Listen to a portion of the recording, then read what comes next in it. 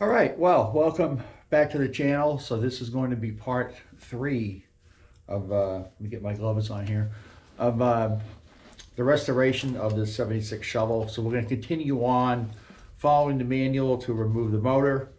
A few more steps and we can actually take the cylinders off. We don't have to wait to do the primary, but I'm going to go by the manual and just do everything at once.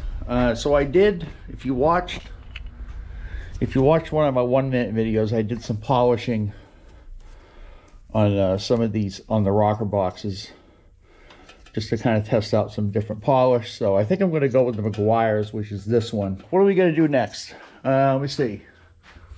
We are on number, we did 1 through 6 already.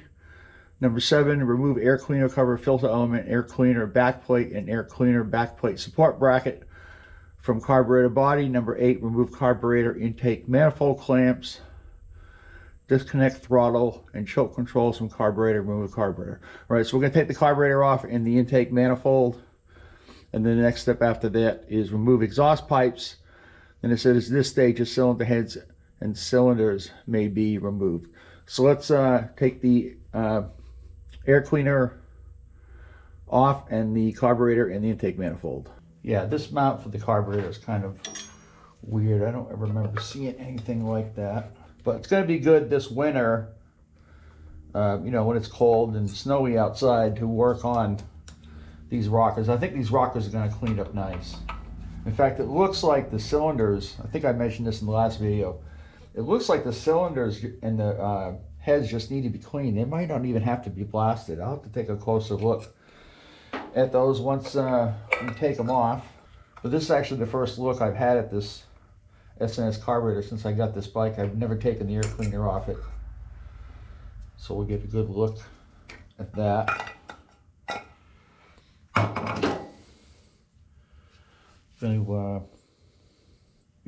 I'll do the bracket. Let me put the bracket back on there. Looks like I'm gonna need an Allen wrench. So you can see they put some blue Loctite on those screws, which is a good idea, so one of them doesn't get sucked into the carburetor and into the intake manifold. And we have to take that off. All right, so we got to I got to go on the other side to take the carburetor off.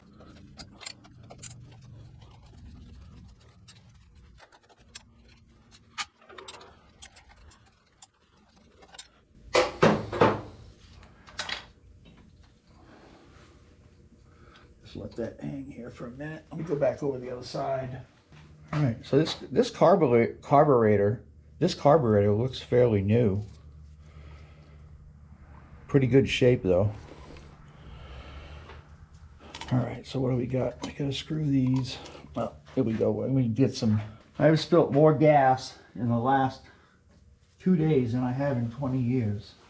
All right, so now we gotta take the intake manifold off.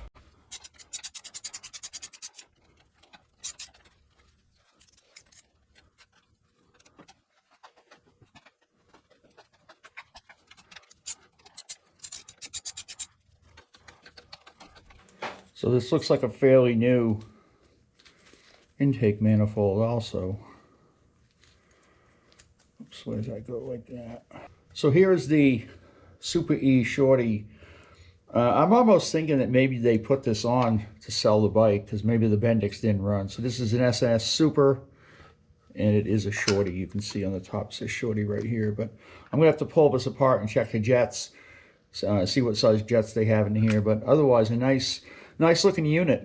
Doesn't look very old at all. That's why I'm thinking maybe they put this on here to sell the bike. So, all right, let's move on. Okay, so the next step we have is we got to remove the exhaust. So let's get moving. I'm going to start on the other side first. This front bolt on the exhaust was basically finger tight. Plus I got to put a clamp on here that's 3 times the size it needs to be.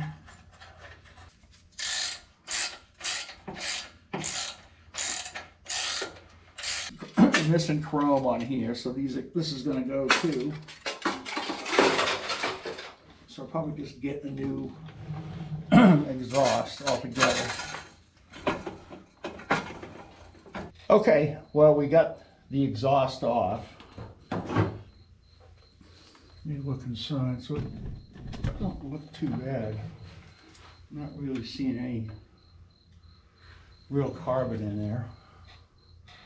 No oil in the exhaust, which is good. A lot of gasket material around there though, but that's all right. Nothing's cracked, it looks like, anyway, which is a good sign there. Okay, so I rotated the motor. The piston should be down. So let's see if we can get this. Oh, where's that one I had? That's not it. For some reason I can't get this push rod out. I don't know what the deal is. I rotated this engine several times, and so I'm not saving any of these bolts because they're getting all new fasteners. So I mean, nuts, there's no point in saving any of this.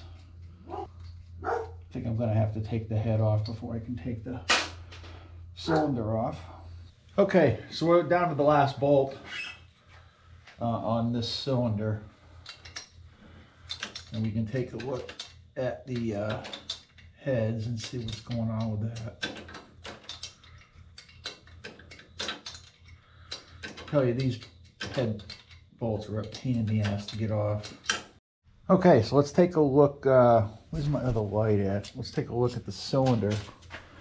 So the valves don't look too bad. Actually, they look pretty good. So this head is not as bad as I thought it was going to be. It actually looks pretty good. Let me get. Okay, so you can see we've got the cylinders off. Got the pistons out. I had to heat the pistons up because these wrist pins were not moving at all. But so I had to heat them up. I thought for a minute that they maybe were pressed in, which was going to be kind of a pain in the ass. But what are the rods? It says I can't tell the number of the rods. But anyway, let me go show you the heads in the cylinders.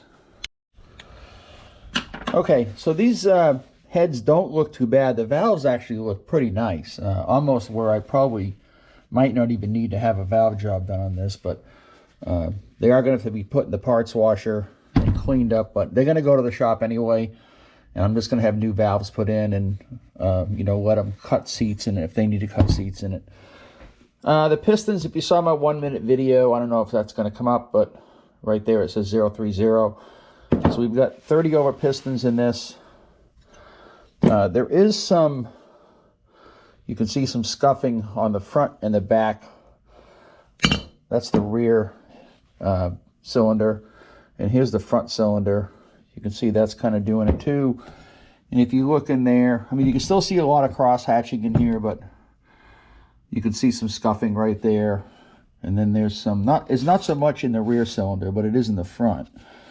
I don't know what that is right there, but and I did some polishing, so you can see this one I started working on a little bit. I forgot actually that I have a buffing wheel. I forgot all about that, but so I started putting some of this on the buffing wheel. I'll probably have to get in here with a Dremel, but you can see the difference in the heads. So these things will clean up, are going to clean up and buff out really nice, I think. So all right, so that's going to end it for this video. Anyway, we're plugging along with it, so don't forget to subscribe, hit the bell notification, and you'll know when I upload, which is generally every Friday. Thanks for watching. I'll see you in the next video.